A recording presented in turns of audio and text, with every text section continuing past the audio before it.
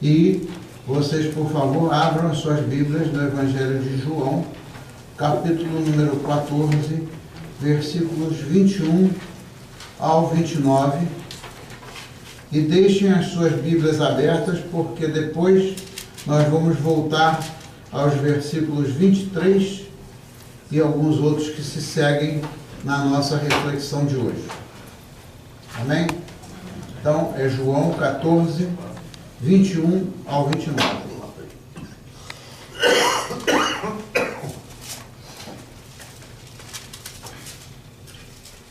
Meus irmãos, nós estamos chegando perto do Natal. Faltam somente 20 dias para o Natal. We are coming closer to Christmas. 20 days ahead only. E este é o tempo de preparação para nós celebrarmos o nascimento de Jesus no seu significado espiritual. Tempo de preparação para celebrarmos o nascimento de Jesus no seu significado espiritual e com grande expectativa para o dia da sua volta, como cantamos aqui nesse hino, e também como eu falei no domingo. This is a time for our preparation so that we are going to celebrate the birth of Jesus Christ according to the deep spiritual meaning of that celebration, with great expectation, looking forward to his return. Durante o Advento, que significa chegada, há um desejo bem profundo de vivermos mais intensamente o amor de Deus, de vivermos mais intensamente a paz, a alegria e a esperança que o Natal nos relembra cada vez mais, quando nós estamos vivendo num mundo de falta de quê? De falta de amor, de falta de paz, de falta de alegria e de falta de esperança. Isso é o que nós estamos vendo cada vez mais no meio da nossa sociedade. During the Advent season, there is a deep desire in our hearts to live more and more intensively the love of God, the peace, the joy, and the hope that Christmas reminds us more and more amidst this world of lack of love, lack of peace, lack of joy, and lack of hope. O Evangelho de hoje fala do genuíno amor, da paz que Jesus Cristo nos prometeu e também da nossa preparação para a volta de Cristo. The Gospel for today talks about the genuine love and the peace that Jesus promised us, as well as about our preparation for the return of Christ. Então vamos ler o Evangelho de João, capítulo 14, 21 ao 29, eu vou ler seguido, e depois vocês deixam a Bíblia aberta para nós voltarmos a alguns versos. I ask you to read in English on your own, so that you are going to be aware what we are going to talk about. E a palavra do Senhor diz, em nome do Pai, do Filho e do Espírito Santo: aquele que tem os meus mandamentos e os guarda, esse é o que me ama. E aquele que me ama será amado por quem? De meu Pai. E eu o amarei e me manifestarei a ele.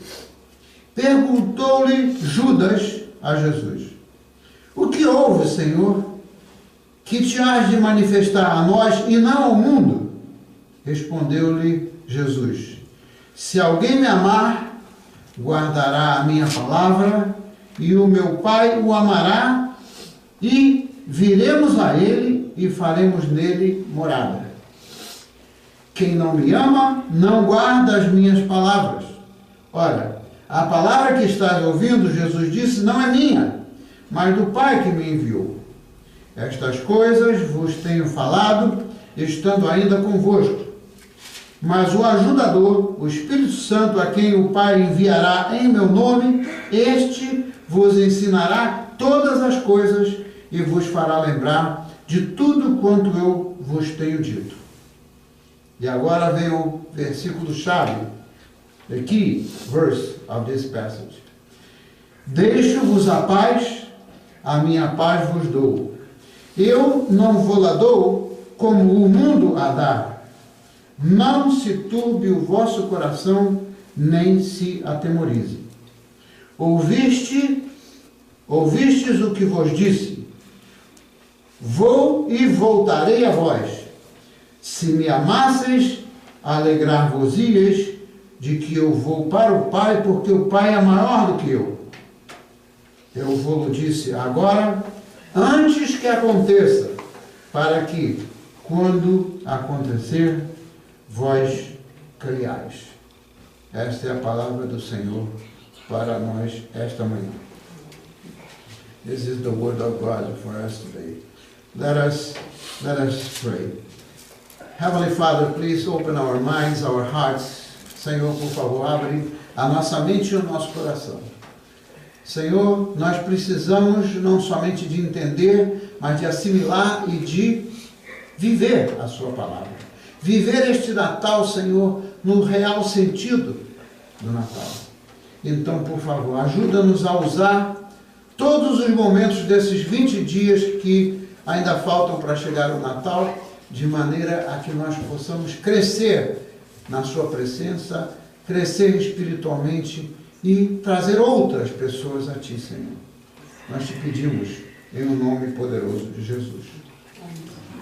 Então eu agora, depois de nós ouvirmos o Evangelho, eu lhes pergunto: o que nos leva a ter grande expectativa para celebrarmos o nascimento de Jesus Cristo? Digam-me, o que nos leva a ter grande expectativa para celebrarmos o nascimento de Cristo? O que vocês acham? O que nos leva a ter essa grande expectativa? Quem pode me dizer? Thank you, Joyce. O que nos leva a ter grande expectativa para celebrar o nascimento de Cristo? Alguém tem alguma contribuição para nos dar? A certeza da vida eterna. Como? A certeza da vida eterna. A certeza da vida eterna. Qual é a outra certeza que vem junto com essa? Imaginem só, se Jesus Cristo não tivesse vindo ao mundo pela primeira vez, não é? Ele não tivesse nascido naquela manjedoura e mostrado a que ele veio, imagina que esperança nós teríamos hoje da vida eterna. Não teríamos esperança da vida eterna. Então isso é importante, a gente viver o Natal e viver a expectativa do Natal, porque Ele está vivo. E Ele vai voltar. Então a nossa expectativa é essa esperança, a nossa expectativa é essa certeza da vida eterna que a irmã acabou de falar.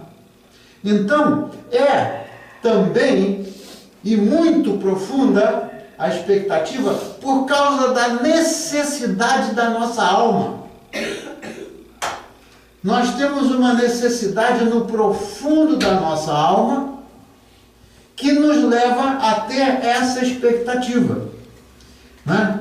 Qual é a expectativa da nossa alma? É de reviver a esperança de vermos aquele Jesus que num dia encheu aquele povo do tempo dele de alegria, ele voltar para nos encher de alegria como aquelas pessoas viveram. Nós queremos reviver o Natal com aquela alegria que aquele povo daquela época viveu. Por que nós queremos viver a alegria? Há um paralelo, meus irmãos e minhas irmãs, entre a situação que aquele povo vivia e a situação que nós vivemos hoje. E eu vou mostrar isso no vídeo da escola dominical que nós vamos ter na hora do café. De propósito, eu separei alguma coisa para impactar a nossa mente, impactar a nossa memória e ver que há um paralelo entre o que acontecia lá e o que acontece hoje em dia. Naquela época existia o quê? Aquele povo estava debaixo do quê? Da opressão do Império Romano, como nós vamos ver, e que já sabemos, E aquela opressão é chocante naquele vídeo que nós vamos ver, porque aquela opressão, tudo que eles queriam fazer, não era conceder às pessoas o direito delas. Era somente arrecadar mais e mais e mais impostos, né? Colocar as pessoas debaixo de pressão, porque se as pessoas não chegassem com os impostos, ou eles perdiam as suas terras, ou eles e os seus filhos eram colocados em regime de escravidão, imagina! A pressão que existia naquela época. Qual é a pressão que existe hoje sobre nós? Será que os governantes estão preocupados em conceder o direito às pessoas? Né? Para que existe o Estado? É para preservar o direito. Quando eu estudei direito, eu tinha uma porção de ilusões na minha mente, mas o direito, ele é feito pelos poderosos em benefício dos poderosos. A gente vê o que está acontecendo no Brasil, que aconteceu essa semana. Né? A gente vê o que está acontecendo aqui. Qual é a esperança que a gente ainda tem nesse mundo? A nossa esperança está no Senhor. Então, a pressão e a opressão que existem hoje não é nada diferente daquela época. E eu já falei isso e vou repetir. O que acontece? Naquela época, 400 anos eles estavam vivendo sem profecia. Os últimos 400 anos antes da vinda de Cristo, havia silêncio de profecias e o povo estava ficando cada vez mais desesperado, porque as profecias que existiam no passado era o que existia de trazer esperança às pessoas. Mas já não havia mais nem profecias, mas Deus estava preparando, muito bem preparado, a primeira vida do Senhor, assim como Ele está preparando, muito bem preparada, a segunda vida do Senhor. Então nós estamos vivendo um tempo, né, que nos coloca na nossa mente uma esperança maior, porque nós cantamos e nós não cantamos aquilo, a não ser aquilo que a gente sente. O Senhor está voltando. Isso é o que nós vamos celebrar no Natal, a expectativa da vida dele. Então, eles queriam, aquele povo lá, eles queriam um rei para libertá-los da opressão do Império Romano. Eles queriam um rei. Mas eles pensavam que Jesus vinha como um rei terreno. Mas Jesus nunca falou que o reino dele é dessa terra. O reino dele é de onde? Reino dos céus. Foi isso que ele falou. Então, o que acontecia lá? A classe dominante somente demandava mais e mais e mais das pessoas. Então hoje o panorama é semelhante. E em razão de tudo que está escrito, porque está escrito que o amor esfriaria no final dos tempos, nós estamos vendo, né, a falta de amor, a destruição das famílias, conflitos entre pais e filhos e conflitos entre as pessoas em geral. Essa é a razão porque eu estou buscando e pedindo a Deus que nos dê oportunidade de colocar na rádio local o programa o programa de rádio acerca dos relacionamentos, não só para a gente alcançar pessoas aqui, mas para que esse programa, por meio da rádio na web, seja alcançado em várias partes do mundo, né? Então, o que acontece? O que acontece é que a falta de amor genuíno. A gente ouve muita gente falar de amor. Eu, em particular, depois um dia eu vou compartilhar com vocês o que aconteceu comigo na semana passada. Vou compartilhar. Uma pessoa que vinha e precisava de amor. Então, eu vou compartilhar isso depois. Mas só que o amor que aquela pessoa estava precisando, e eu usei a oportunidade para ministrar para aquela pessoa, via internet, o amor que aquela pessoa estava buscando não é o amor que aquela pessoa mais necessita. Nós todos necessitamos do amor de Deus, não do amor no conceito de amor que o mundo tem. Então veja só, não há nada melhor para reviver o espírito de Natal de maneira a recebermos o Espírito Santo de Deus, dependemos do Espírito Santo de Deus para reviver o espírito de Natal com aquela alegria e com aquele amor de que necessitamos. Então, quais são as lições e as promessas que nós encontramos no Evangelho? E agora eu quero pedir a vocês para irem lá no versículo 21 do Evangelho de João 14, que eu pedi a vocês para deixar a Bíblia aberta. para nós lermos o versículo 21, né, nesse momento, e aí eu vou comentar sobre isso.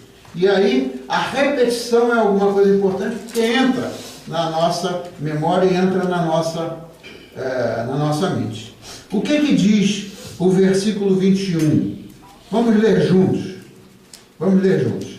Aquele que tem os meus mandamentos e os guarda, esse é o que me ama. E aquele que me ama será o quê? Amado de meu Pai. E eu o amarei e mais o quê? Me manifestarei a ele. Essa é a palavra-chave, uma das palavras-chave nesse versículo. E eu o amarei e me manifestarei a ele. Meus irmãos e minhas irmãs, o que a igreja de Cristo, o que o povo necessita, o que nós necessitamos, é a manifestação do amor de Cristo na nossa vida. Não há como nós vivemos o amor genuíno se nós não tivermos a manifestação do amor de Cristo na nossa vida, a manifestação do amor de Cristo na igreja e a manifestação do amor de Cristo no mundo. E nós, como eu já falei, insisto, repetindo, nós somos aquelas pessoas que somos instrumentos de Deus para levar o amor de Cristo às pessoas que mais necessitam. Mas nós precisamos do poder do Espírito Santo. Nós precisamos da manifestação do poder de Deus, porque nós não temos poder pela própria natureza nossa e não temos coragem, muitas pessoas não têm nem coragem de compartilhar o amor de Deus com medo de ofender as pessoas. Então, quem os ama, qual é a outra palavra-chave aqui? Quem os ama são aqueles que têm os meus mandamentos e o quê? E os guarda. Aqueles que têm ou que guardam os mandamentos do Senhor, aqueles são os que o amam. Né? A gente precisa de estar ligado nessa palavra-chave também. Agora vamos para o versículo 23 e vamos ler o versículo 23, que diz o seguinte, vamos ler juntos. Se alguém me amar, fará o quê? Guardará a minha palavra. Guardará a minha palavra e o meu Pai o quê? O amará e o quê?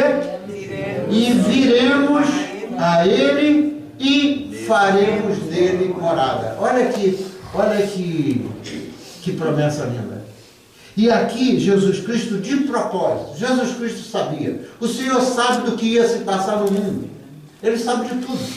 Né? Então ele sabia que o amor ia se esfriar, ele sabia de tudo isso.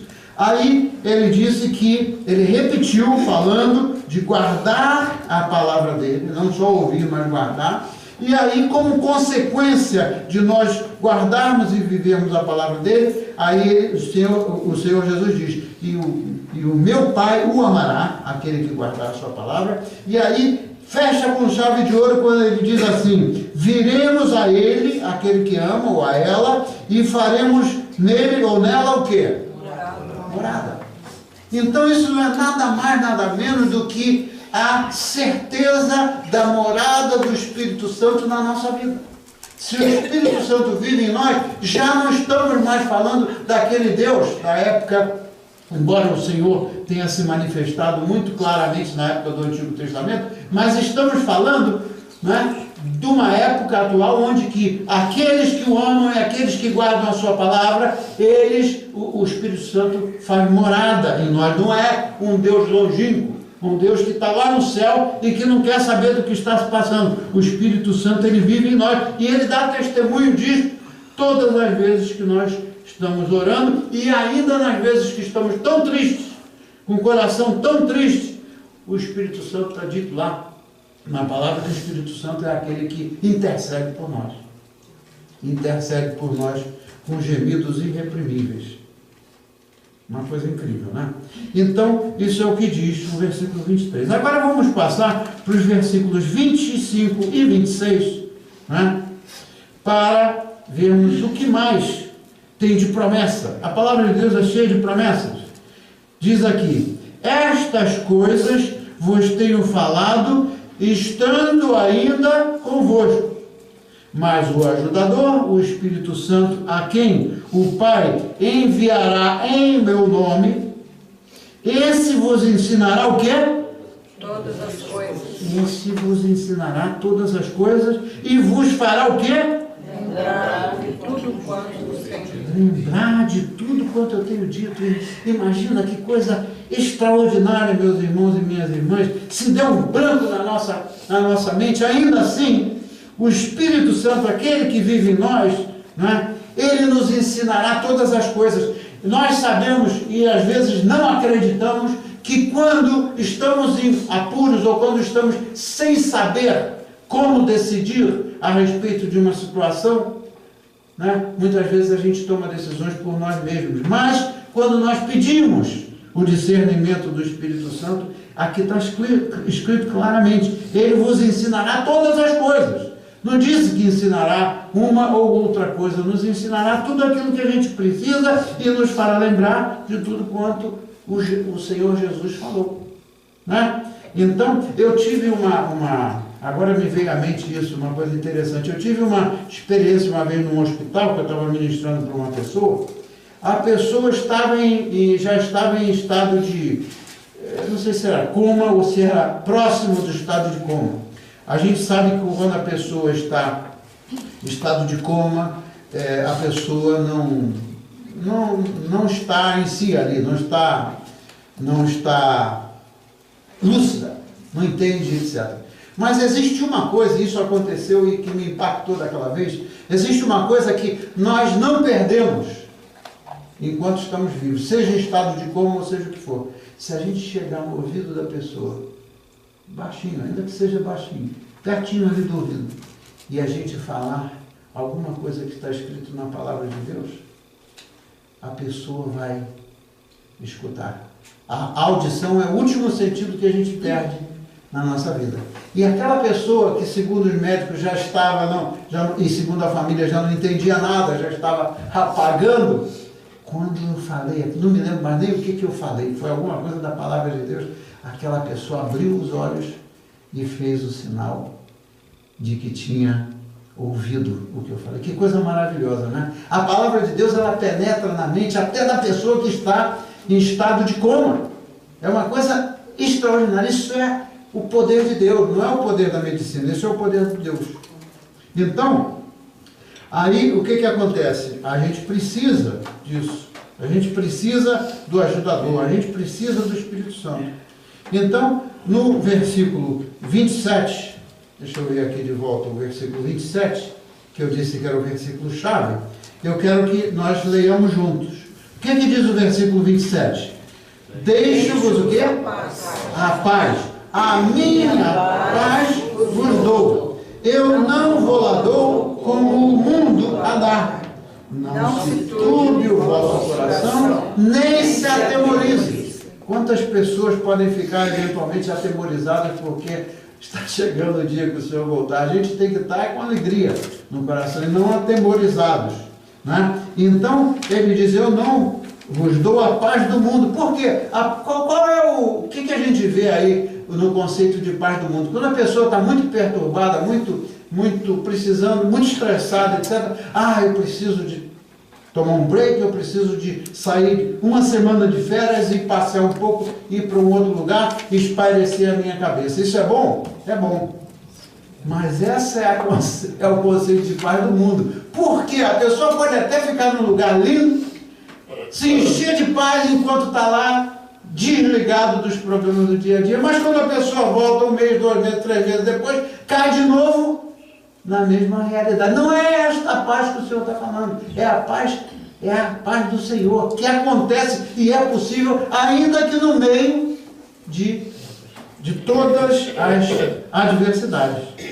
Então, eu pergunto, claramente, e straight to the point, como dizem os irmãos americanos, será que nós podemos viver aquelas promessas sem a ajuda do Espírito Santo? Será que a gente pode se imbuir daquelas promessas, tomar posse de todas essas promessas que nós vimos aqui, nesses versículos que lemos? Será que nós podemos tomar posse daquilo se o Espírito Santo de Deus não nos ajudar, não manter a nossa situação daquela paz que o Senhor prometeu? A gente pode até eventualmente orar, mas daí a pouco vem de novo aquela coisa. Então, o que nós precisamos é da ajuda do Espírito Santo. E ele disse que ia mandar o Espírito Santo para nos ensinar e nos ajudar. Então, nós hoje podemos, a segunda pergunta é essa: será que nós hoje podemos achar aquele amor genuíno de Deus e a paz oferecida pelo Senhor? Será que nós podemos achar a alegria de que nós necessitamos sem aprendermos o sentido certo do Natal? Eu estou voltando para o assunto da celebração do Natal. Por que razão? Muita gente vive o Natal do ponto de vista comercial, é ou não é? Muitas crianças, inclusive, estão esperando, né? Os próprios pais ensinam de maneira errada que no Natal você vai ganhar um presente, meu filho. Aí o filho fica imaginando e conectando o Natal como um momento em que vai ganhar presente. Isso não é o Natal. Quem são os culpados de as crianças serem ensinadas desta maneira? Somos nós mesmos. É a sociedade que vende a ideia do Natal como um negócio de sentar em redor da mesa, comer um bom bacalhau, né? Tomar um bom vinho e terminou ali, tchau, tchau. No próximo Natal, é triste ver isso, mas quantas famílias só se encontram ou no dia do Thanksgiving, que é a cultura daqui, ou no dia de Natal, ou então quando alguém morre, ou então quando alguém se casa, ou então no dia do batismo. Você vê a distorção a que chegou esse mundo. Nós temos que viver o Natal no seu sentido espiritual. E o filme que eu vou mostrar, o vídeo que eu vou mostrar para vocês, mostra que Herodes queria matar as crianças. Veja, Herodes fez aquele censo, aquele negócio lá para levantar o censo onde é que tinha criança, porque ele sabia, porque os profetas tinham dito que o Senhor ia nascer, e até disse mesmo onde ele ia nascer. Então tudo que os reis da terra querem, tudo que Herodes queria naquela época era anular, acabar com a possibilidade do Salvador vir. Mas o Senhor é maior do que qualquer opressão do mundo. O Senhor é maior do que qualquer rei desta terra. E não teve Herodes que conseguisse achar onde é que estava Jesus Cristo. Nós vamos ver isso nessas escolas militares daqui até o final do mês. Então, eliminar o Senhor é algo impossível, porque o Senhor está presente nas nossas vidas, e o que acontece na prática é uma batalha, é uma luta. Nós temos que ser espiritualmente atentos, né, para entender que o que existe, existiu e continua existindo, é uma batalha, uma luta entre o reino de luz e o reino das trevas. Quem é o príncipe desse mundo? O príncipe desse mundo não é Jesus Cristo. O príncipe desse mundo, ele é especialista em arrasar com as pessoas. Ele veio para quê? Para matar, para roubar e para quê? Mas Jesus Cristo veio para quê? Para extinguir as obras de Satanás. Então, não existe nenhum rei, nenhum governante deste mundo que vai acabar com o povo de Deus. Não existiu, o faraó do Egito não conseguiu, e nenhum rei deste mundo vai fazê-lo, porque o poder do Senhor, ele é o Senhor que controla as coisas. E essa batalha, a gente sabe que está acontecendo, e cada vez mais, de maneira mais acirrada. Então isso é algo que a gente tem que entender, e a gente só entende isso por intermédio da leitura e do entendimento das Escrituras, porque isso não é uma questão de quem tem mais poder na terra. O que está em voga hoje? Qual é o pensamento dominante? É quem tem mais poder. Quem tem mais poder? É o novo presidente dos Estados Unidos ou é o presidente da Rússia? Quem é que tem mais poder? A Câmara e o Senado no Brasil, que querem anular os direitos do povo. Eu não sei se vocês todos tomaram conhecimento da notícia, mas essa igreja aqui está proclamando o Evangelho para o mundo, não é só para aqui. E essa mensagem é também destinada àquele povo brasileiro lá, que está sem, o nosso povo que está sem esperança. Por quê? Porque a Câmara decidiu, eles querem agora punir os juízes e os promotores que querem acabar com a corrupção. E os direitos do cidadão, o projeto que eles aprovaram lá é um projeto que só preserva quem está no poder e só preserva a corrupção. Eu estou falando isso de propósito porque os ouvintes de lá eles vão tomar conhecimento de onde é que está a força do nosso poder, onde é que está o nosso poder. O nosso poder não está, e a nossa expectativa não está nos governantes nem nos políticos. A nossa expectativa está em quem? No Senhor Jesus. É ilusão, meus irmãos. Aqui, lá, na África, na Síria, onde quer que seja, de achar que alguém está preocupado com o povo. Mas o Senhor está preocupado com o seu povo. Por isso é que é importante nós trabalharmos para o reino de Deus. Né? Então, por essa razão, meus irmãos, fica muito claro que se nós desejamos celebrar o Natal, alimentando a necessidade da nossa alma, a ansiedade daqueles que estão aflitos, só há uma maneira de fazê-lo. E certamente não é com presentes. Só há uma maneira. É a gente buscar encher a nossa vida do amor genuíno de Deus, da paz que o Senhor Jesus Cristo nos prometeu e da alegria que isso causa. Né? Então, volta-se àquela tônica do verso 23. Se me amares, nele farei morada. Essa é a nossa esperança. Quando nós amamos o Senhor, Ele faz morada em nós, Ele nos protege, Ele nos preserva até o dia da volta dEle. Então, por isso, esperamos com grande expectativa e vamos celebrar o Natal desse ano. Se Deus quiser, vamos celebrar o Natal desse ano de forma bem diferente. Eu não sei como é que vocês costumam celebrar o Natal, mas nós vamos celebrar aqui o Natal na presença do Senhor, no dia 17 à noite. Convide as pessoas da família, convide as pessoas que estão sozinhas por aí afora, porque nós vamos celebrar esse Natal cheio de alegria, cheio de esperança, e o Senhor estará conosco. Amém? Então vamos orar. Vamos fechar os nossos olhos e orar.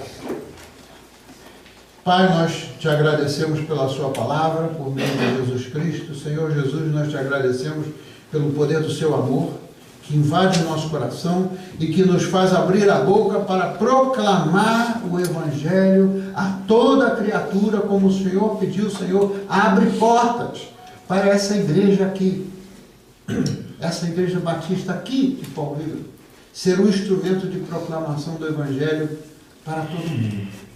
Em nome de Jesus, Senhor, permita que a gente celebre esse Natal no seu sentido mais espiritual possível. E com isso, nós estaremos com a nossa alma cheia de alegria, cheia de regozijo, conforme o Senhor prometeu aquela paz. Ainda que as coisas que estão acontecendo nesse mundo nos entristeçam, Senhor, nós te pedimos que o Senhor nos abençoe, como a sua família da igreja aqui, abençoe cada uma das nossas famílias aqui presentes. Abençoe as famílias de lá dos Açores, daquele pastor que eu falei, pastor, esqueci agora o nome dele, e das igrejas em Portugal, das igrejas no Brasil. Senhor, abençoa o seu povo que está espalhado por toda parte e não permita que o seu povo fique desiludido ou desanimado, porque essa é a época em que nós, mais do que nunca, queremos reviver aquilo que aquele povo reviveu quando Jesus Cristo veio ao mundo. Assim nós oramos em nome de Jesus, e o povo de Deus pode dizer amém. Amém. Amém. Vamos direto para a nossa ceia, para a Santa Ceia, para a comunhão.